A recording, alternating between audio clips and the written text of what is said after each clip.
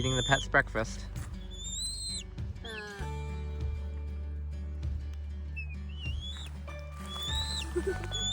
Don't bite, don't bite. I'm not sure how well this thing is gonna learn the don't bite.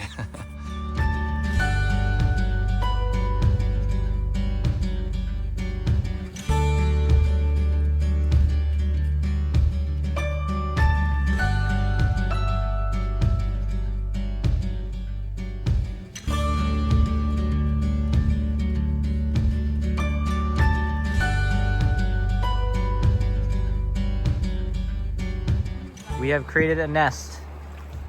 Here's everything we got loaded up in the canoe. We got our dry bags, pad, snacks, tote of stuff for the cabin, the cooler, other dry, and the bald eagle chips. Which one of these does not belong?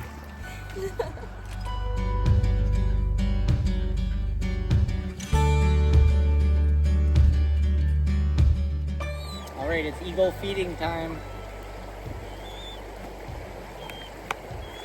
Oh, no guy knows about that, doesn't he?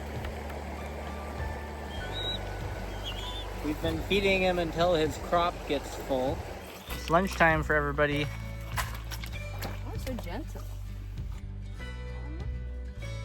But yes, I can eat more. It's a rainy day today, so we made a roof for this little guy.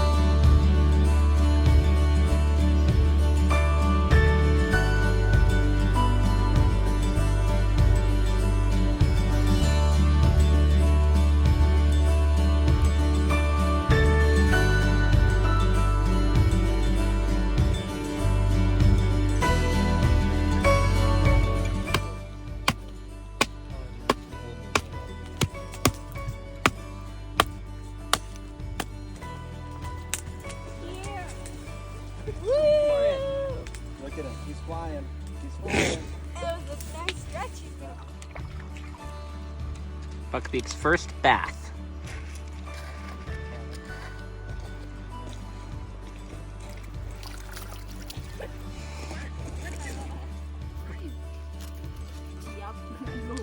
In the stare down contest, bird versus dog, the bird has won.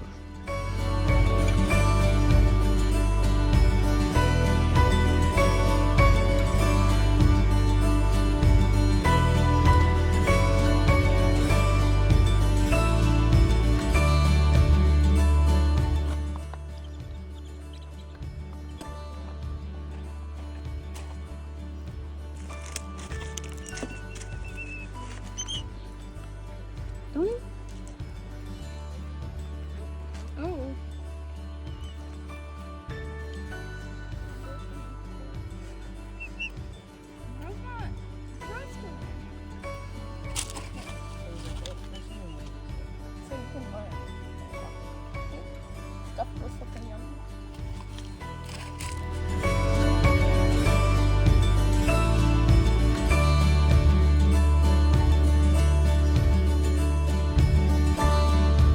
He's walking away.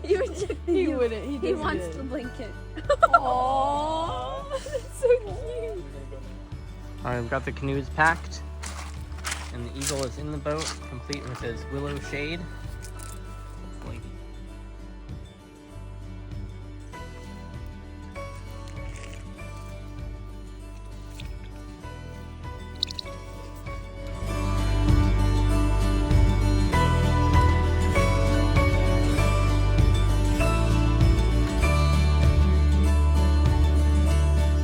It's Sophie with the Alaska Raptor Center, and today we're going to answer some of your most asked questions about Buckbeak, our newest bald eagle baby patient here at the Alaska Raptor Center.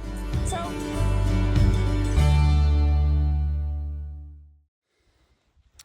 Hey everybody, it's Keen with Alaska Bush School. I wanted to add an addendum to that video because rescuing wildlife can be controversial. And the first thing I'll say is that to check legality, check in with your local state wildlife troopers. They'll know far more about when and where it may be legal or illegal to rescue wildlife. But I wasn't going to talk about the legality. I was going to talk more about the ethics.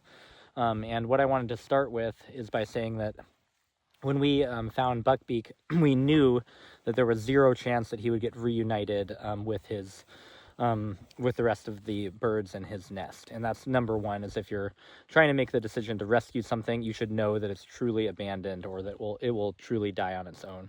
And a lot of animals that seem abandoned, like moose or muskox, they might not actually be abandoned, but they might have just strayed too far from their mother, and often they'll get reunited later. So that's important to know.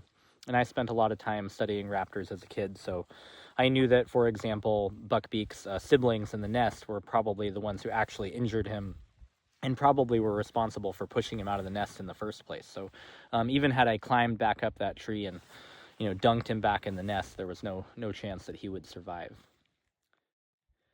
The second part is that we had the time and resources to actually give him the care that he deserved. So my kids were super helpful, along with our friend Renee. They took ownership over taking care of Buckbeak and really giving him the veterinary care that he needed.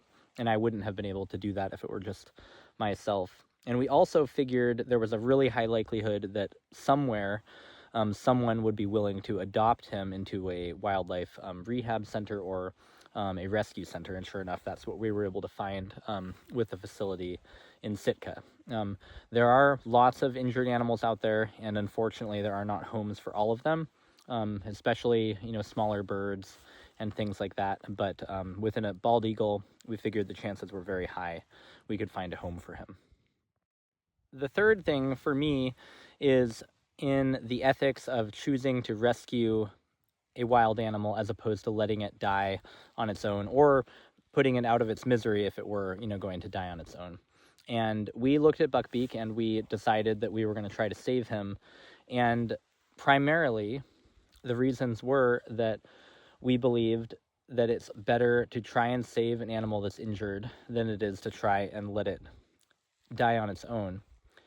A lot of people believe that humans are not really a part of nature, despite that we've existed in nature for far longer than we've kind of artificially removed ourselves from it.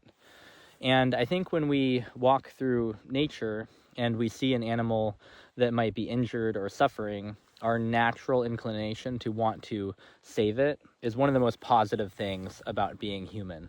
And I view that compassion as a source of strength. And I view that connection to the land as kind of essential for the future of our planet. So I don't really look at humans as a separate part of nature. Rather, that I view humans as an essential part of nature. And as such, I think we have a huge responsibility to be stewards when we're in nature. And even though we had to kill some additional fish for Buckbeak to feed him, that wasn't really what it was about. What it was about was that we saw something that was in need, we were capable of saving it, and we chose to do that as sort of our default. And it would have been the same thing had it been, a grayling, had it been, a minnow in a puddle. And I'm proud of the fact that my kids feel the same way when they go out into the wild. The last part of this is that it was also about the experience, and not, just for me, but for Amelia and Rosie and Renee as well, who took the lead in rescuing Buckbeak. And I know that some of the most meaningful experiences for me have been interacting with wild animals really on a direct level. And I tamed a gray jay, for example, when I was young.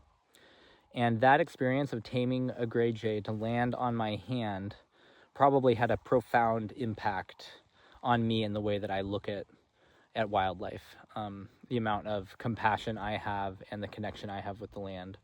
And that kind of spiraled me into a huge interest in birds in general. I ended up taming a flock of young ravens that came by my parents' cabin, and they would eat from our hands as well.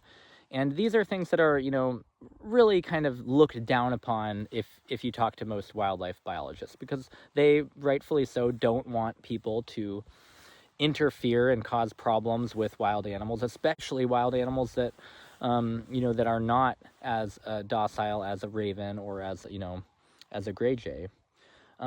But I also realize those are some of the most important experiences youth can have. And I think that connection with wild animals is so powerful and so meaningful. And I know for my kids, I think they really thought it was a positive experience. So I hope you enjoyed the video. I hope this helps explain some of the caveats and some of the reasons why we chose to rescue a buckbeak. And I hope that whenever you go out in nature, you'll choose to look at yourself as a steward as you're outside and as you're passing through the wild. So thanks for watching, and go ahead and press subscribe if you want to watch more videos like this one. Like a good bird. Now don't bite. Okay, no biting. Good job. Come on. Come on. It's all gone. You ate it all. You ate it all. I think